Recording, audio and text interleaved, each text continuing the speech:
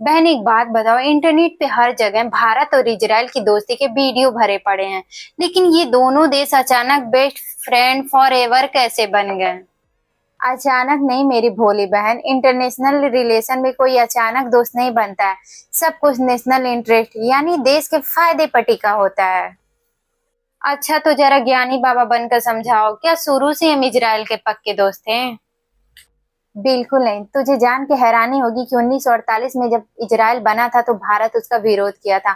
हम फिलिस्तीन के सपोर्ट में थे। इजराइल के साथ तो हमारी पक्की वाली दोस्ती 1992 में जाकर शुरू हुई। 1992 मतलब इतना लेट? तो फिर इतना जल्दी इन दोनों में इतना गहरा ट्रस्ट कैसे बन गया? कोई जादू हुआ था क्या?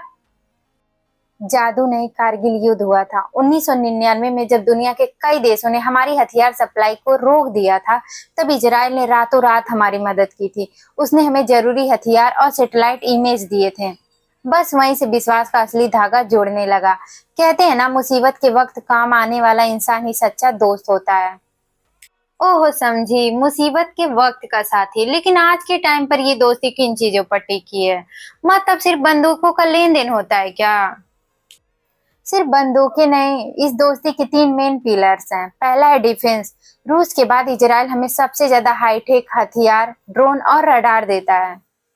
दूसरा एग्रीकल्चर। इजराइल आधा रेगिस्तान है, फिर भी वहाँ डिप इरिगेशन टेक्नोलॉजी से जबरदस्त खेती होती है। हमारे किसान भी अब वो तरीके सीख रहे हैं। तीसरा है वाटर मैनेजमेंट। समुद्र के खारे पानी को मीठा बनाने में इजराइल मास्टर है। वाह, खेती और पानी भी। पर एक प्रॉब्लम है, हम इजराइल के इतने अच्छे दोस्त हैं तो अरब देशों, दुबई, अरब और फिलिस्तीन को बुरा नहीं लगता है? वो हमसे गुस्सा नहीं होते हैं? यही तो आती है हमारे इंडियन फॉरेन पॉलिसी की असली मास्टर स्ट्रोक। इसे कहते हैं D five nation policy. D hype क्या? आसान भाषा में समझाओ यार। देख, दुनिया पहले भारत, इजराइल और फिलिस्तीन को एक साथ जोड़कर देखती थी, पर हमने दोनों को अलग कर दिया। हम इजराइल से मिलते हैं डिफेंस और टेक्नोलॉजी के लिए, और फिलिस्तीन से मिलते हैं उसके डेवलपमेंट के लिए। एक रिश्ते का असर दूसरे पर नहीं पड़ता है, और इसे ही कहते हैं स्मार्ट बैलेंसिंग।